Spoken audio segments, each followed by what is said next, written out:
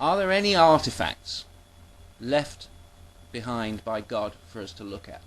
Now, a lot of people are going to say, we have our holy books. These are what God gave us. These are what God left behind for us to judge. But I think you're ignoring everything else. If there's one attribute which all gods have, and that is that they are the creator of the universe. So, if there is a God, they have a word for atom. They have a word for deoxyribonucleic acid. They have a word for galaxy, for stellar nucleosynthesis. They may be very proud of these things. So why, if you're interested in God, don't you know anything about how all these things work together? I am not a clever guy. I've just read a lot. And if I didn't get the first explanation, maybe I'd get the second one that I came across. Or the third. Sometimes the fourth. But it's rather like God's toolbox. If God exists, then God created the universe. And if God created the universe, then he used atoms, galaxies, deoxyribonucleic acid, electromagnetism, gravity, all of those things. And you don't know very much about them. You've never dared look inside God's toolbox. And that leads me to the conclusion that you don't think you're going to find your God in there, so you ain't looking there. You're only looking in places where you think you're going to find your version of God.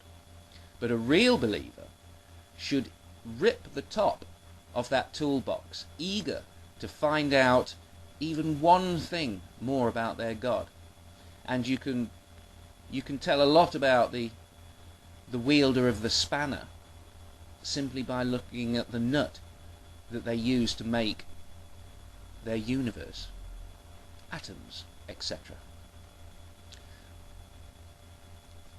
Within the last year, 3 Mormons were unlucky enough to ring my doorbell.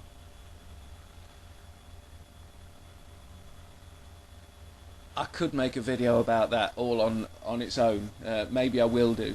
But the reason I mention it is because during that hour-long science lecture I gave them, one of the boys said, "Why are you laughing?"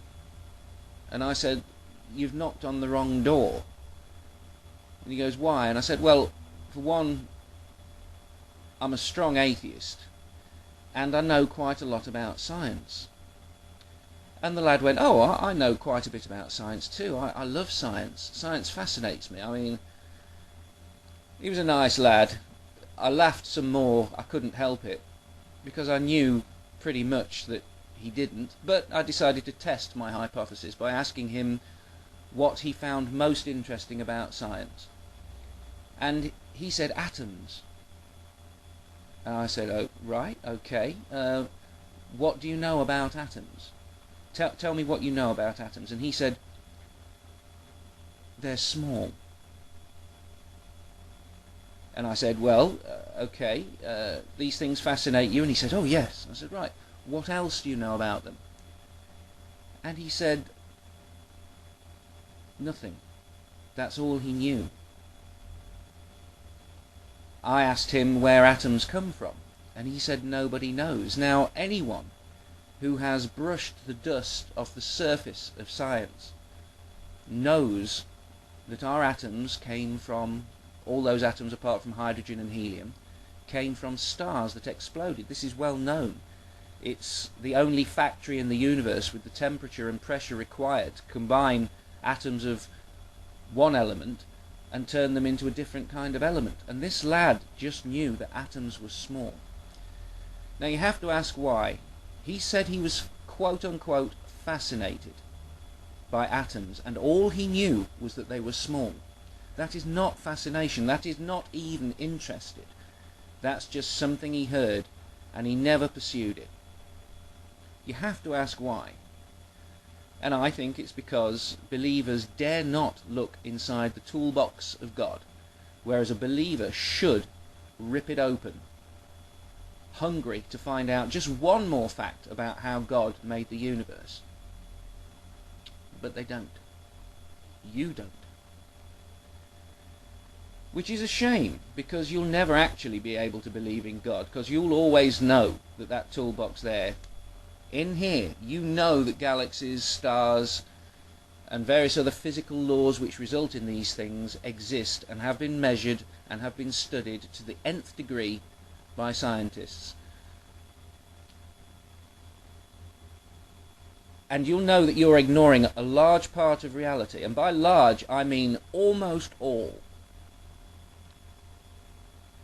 Which is a shame, because if you studied science, if you could allow, and remember, science means knowledge, it just means what we know. People think science, because it begins with a s sound, is some kind of snake. It's what goes on inside the human mind, ridiculous correlations between sound and meaning. Science means knowledge. Every single time you criticize science, you are criticizing knowledge, what we have been able to find out about the universe. Speed of light, all manner of physical constants and measurements, restrictions upon what God could have done. When you learn about atoms beyond they are small, you find out that there are forces which govern what they can and cannot do, what they will do and what they will not do. And holy books are full of things which atoms cannot do and have never been witnessed to do. So the believer looks at the toolbox and simply dare not look inside. A truth seeker would have the top off that baby even if it took a crowbar, when in fact all it requires is picking a subject that you want to learn about and ordering a book which will tell you about that thing, so that you may learn more about what science, knowledge, has been able to find out about what your God did, if you believe in God. It's pathetic. I say that not as somebody who knows the answers to life, the universe and everything. I say that as somebody who knows a little bit more about these subjects than most other people. And I know how easy it is to start to get a grasp on these things. At first it's a fog. What you do is you pick something you're interested in, like atoms. You read a few reviews of some books online. You try and find out the names of some good books, other than the wholly good books. And you learn about those things, and if you believe in God, you learn about God. But you don't do that, because pretty soon, maybe by the second page, actually, maybe the 10th page, you start to realize that there are limitations on what God can do in this universe. It's not God's fault that the virus exists, because the same laws that allow the virus allow us as well. If you were to change the laws of physics so that the virus could not exist, you would have just removed all life from the universe. There are limits on what God could do. The fact that he did them should be enough, but it's not, because you want impossible promises.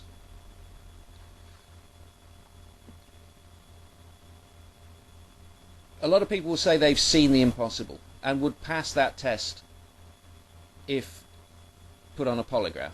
But the fact is that I have made people see the impossible with a few nails and a bit of string and a sheet of glass. I'll put a link to that story just there.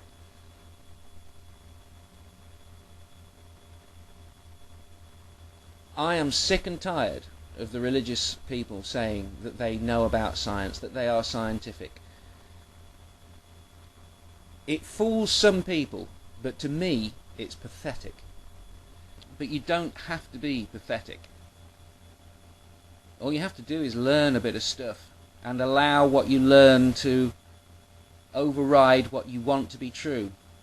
When you get to a certain age, you realize that that which you most want to be true has the least likelihood of actually being true. But you can have something pretty wonderful in its place that will make you feel kind of special and kind of lucky. And you might be able to forgive God for the virus if God didn't have a choice about the virus. Get rid of omnipotence. That's the truly stupid idea that's holding your mind in a cage. And who knows, if you allow knowledge to overrule what somebody wrote in a book over 1,000 years ago, maybe you'll find a God that you can believe in. In which case you'll be like atheists, because you won't be able to believe in the other kind of God, and maybe you'll just realize that we are just like you, only a bit more skeptical.